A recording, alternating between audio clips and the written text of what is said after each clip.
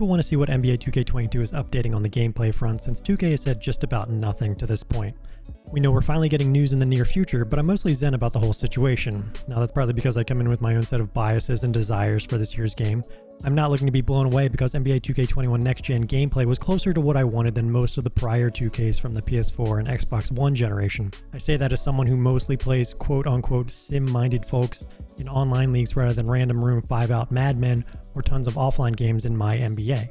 Now, saying I like next-gen gameplay is probably a slightly spicy take, but I say that up front because I'm not trying to bang out a long wish list about gameplay fixes I want. Rather, it's to really key in on one major facet of the game that was simultaneously much better than it had been in the past and much worse: the pick and roll. The meat of this video has portions that relate to both online and offline gameplay, and I want to make it clear that I'm not saying these pick and roll fixes are a simple wish list request. The pick and roll is complex and it involves all 5 defenders and most of the players on offense as well, so it's a 10-person symphony playing out hundreds of times a game in the real NBA. In other words, this is hard stuff to design and implement. But I do think if the pick and roll is improved this year in some key ways, a lot of the other issues on defense will sort themselves out to some extent, so let's get into it. I think NBA 2K21 Next Gen had some of the best ball handler versus on-ball defender interactions ever in the series. There was a difference between good and bad defenders, height and length mattered more, and CPU defense was not OP, so it really minimized the concept of calling someone a coward or unsim or whatever for off-balling a lot of the time. To put it another way, I don't have much to focus on when it comes to on-ball defensive issues, at least not as a top priority for fixing the pick and roll. For me, the issues mostly come away from the ball with the help defenders or at the point of the decision-making process of either hedging, trailing, showing, or switching the pick and roll. I'll start with the top culprit and the one who has to do the job first once the primary defender gets picked, and that's the big coming up to help out on the pick and roll. Whether that big defender hedges, shows, traps, or so on, the point is, as they say, you can't be half pregnant. In short, the CPU big defender too often gets stuck in no man's land and doesn't do anything or take anything away. You can see in some of these clips that it's unclear what the big is trying to do a lot of the time. Because the CPU defenders are not mind readers as much anymore, it means they're not pre-reading you and stopping you. This is a good thing, except it made the pick and roll, especially offline, way too powerful. You didn't have to earn your buckets because the big would not really take away the drive or 3-ball, or even really the mid-range. If the on-ball defender got stuck on the screen at all, the CPU defender was screwed. So my first suggestion is to simply have that big play better 2-on-1 defense and zone up the action in a drop coverage. A lot of the time when we switch to the big defender, that's what we do anyway. We don't hard hedge or trap, we simply zone up the action and try to take away the oop by bumping the diving roller and slowing the drive while the on-ball defender trails back into the play or goes under the screen. You're giving up a decent mid-range shot or a somewhat contested 3-point shot, but you're trying to stop the points in the paint.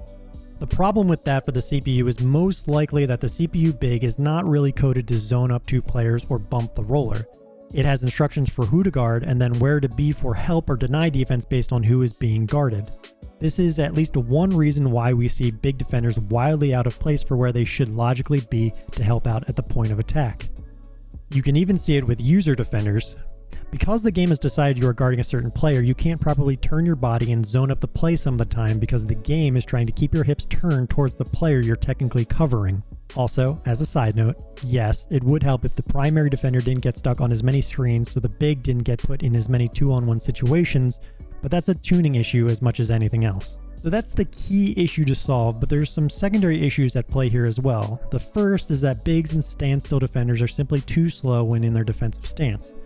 This is a delicate issue because you don't want to see Brook Lopez being able to recover and slide to get in front of a full steam ahead Damian Lillard or whoever, but because these CPU guys are not mind reading anymore, they need much better positioning or a little more help in the going 0 to 60 department. Additionally, I talk a lot about zoning up the 2-on-1 action as the big because hard traps don't work. Double teams legitimately just aren't a thing in 2K it seems. And we also know historically that hard traps of the pick and roll just don't work in 2K on a fundamental level because everyone has LeBron James vision. This is due to the camera angle we see the game at and because pretty much every player has the strength to whip one-handed passes because people complain a lot when they can. If you see a pass and want to make it, a lot of people don't care to understand how fast NBA defenses can move or shut down these passing lanes because, well, video game logic. I'm not saying double teams shouldn't work in 2K, clearly those need help, but I don't think it's the answer to helping pick and roll defense in the best way possible.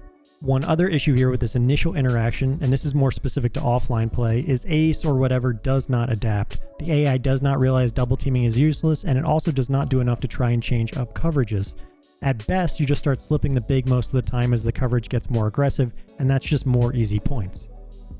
Beyond the initial pick and roll defensive interaction, backline help defense is obviously the other major component, and this seems like a couple of smaller problems that add up rather than one obvious thing that stands out. I'll start with a more intricate pet peeve here at the top, which relates a lot to online games. This footage is provided by my good buddy Alabama Rob on OS, and it shows that the leave now and pre-rotate settings just don't work for online game planning purposes, which you can see here.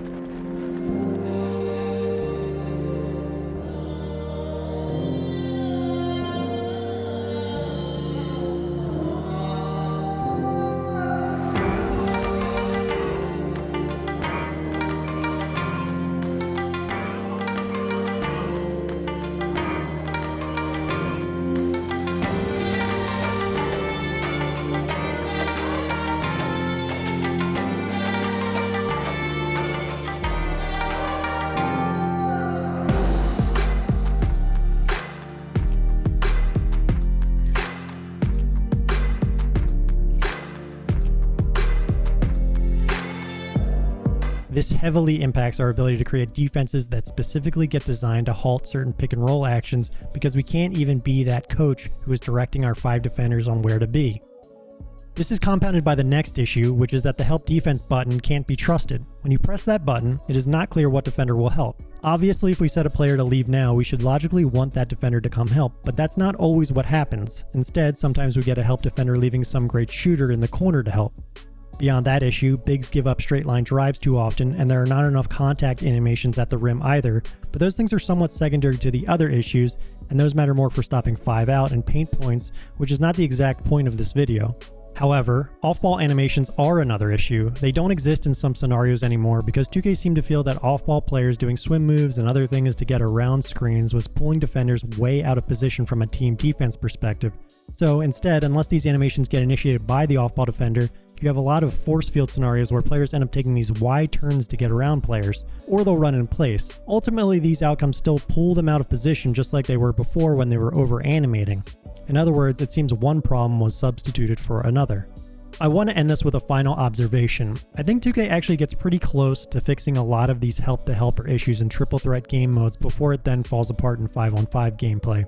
I have some clips of the triple threat modes here going in the background, and it's interesting to note how much more sound the defenders seem to be when just needing to focus on 3 players. On top of that, the on-ball defender does seem to deal with the initial screen better a lot of the time, which helps make things easier for the hedging big.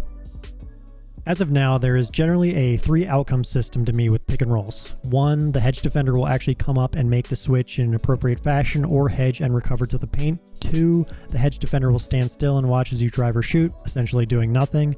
Or 3, the hedge defender will ignore the dribbler and only pay attention to the screener, which leads to lots of straight line drives if the primary defender gets held up at all. I care about improving these outcomes before lots of other things on defense because outside of isolation play, the pick and roll is what you're most likely to see moment to moment. You're not going to see intricate double high screens and Terry Stotts fade actions when playing most people. You're going to see someone press the pick and roll button and try to go to work. It's similar to the pitcher-hitter interaction in MLB The Show. If you don't nail that aspect, then you don't have a game in some ways, at least not one that I want to come back to each and every day. So making the pick and roll feel as dynamic as possible to create that chess match is key to making NBA 2K22 a better game on the court.